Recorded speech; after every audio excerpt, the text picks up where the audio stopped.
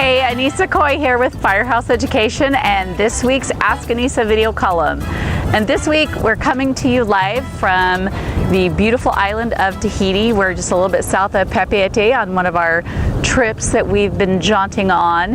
And I got an email from someone, I apologize, I can't remember his name, but it was a California company that asked me about the wildfires. And by the way, my heart really goes out to everybody who is affected by these fires right now. It is really devastating, and I'm so happy to see so many restoration companies that are wonderful going in, not only within the state, but coming from out of state to help those in need.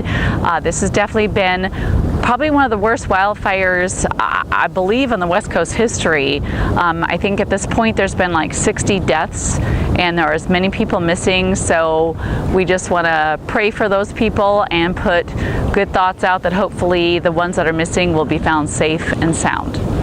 So on that note, the gentleman that emailed me, and I do apologize, I can't remember your name, but you asked me the question about how to clean the soot off of the upholstery and the carpet in these houses. So I want to talk about that for just a minute. When you're dealing with these kind of situations, the soot that's coming in is very ashy, very dry and flaky, and so it's going to land on everything. So there's a couple really important things that you need to do right away. Number one, before you touch the upholstery or lay your hand on anything or walk on the carpet, it's really important that you HEPA vacuum up this dry, ashy soot that's landing on everything. A really good, thorough HEPA vacuuming is going to go a long way to eliminate staining and really pull up that ash quickly so it doesn't get pushed down into the fibers and embedded and possibly cause staining and more odor issues.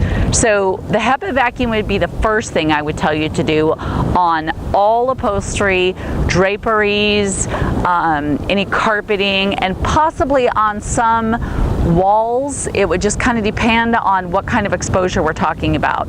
The second thing I would highly recommend on that upholstery would be like a lamb's wool. They have lamb's wool brushes that you can rub across the upholstery, and then just kind of you turn it sort of in a circular motion, these lamb's wool sticks, and they will pull up that soot and grab it and pull it up off of the upholstery, which is really huge.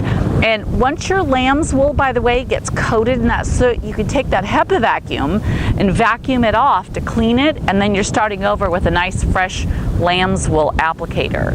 So after you've done HEPA vacuuming on the upholstery and possibly the lamb's wool applicator, you are going to want to also have that upholstery or the carpets professionally cleaned. So if you don't have, say, a portable or truck mount where you can do like hot water extraction, then you're going to want to maybe align yourself with a good subcontractor in the area that can come in and do those things for you. A couple of things I want to mention to you in this type of situation is you're going to use a lot of chem sponges, okay?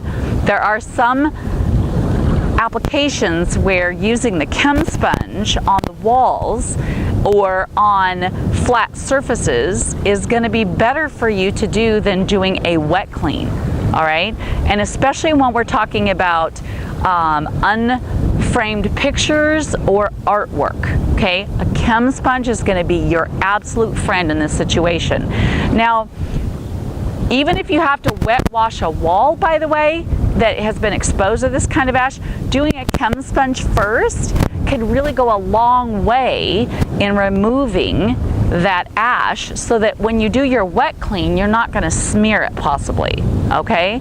I hope that helped and answering your questions about the carpet and the upholstery. I do want to mention as well, you're going to be dealing with odor, okay?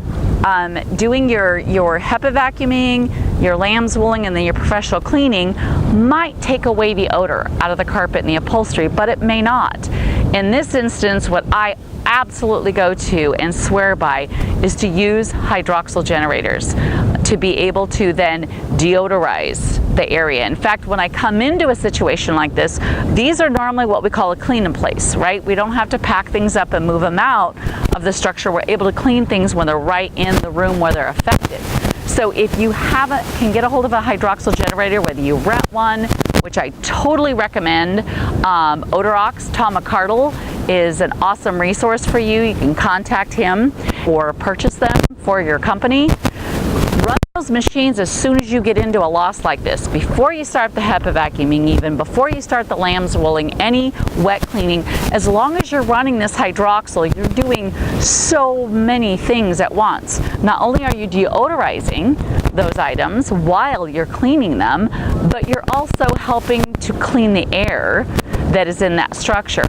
The other thing I'm going to, just as a side note, mention here is you definitely want to be running HEPA air filtration in these kind of situations, because as you're possibly lambs wooling or wiping these things off, you can also be spreading some of this ash and making it more airborne, right? So we really want to be concerned and aware of our air quality. So I hope that helped you and answered your questions. I'm really sorry if my background distracts you.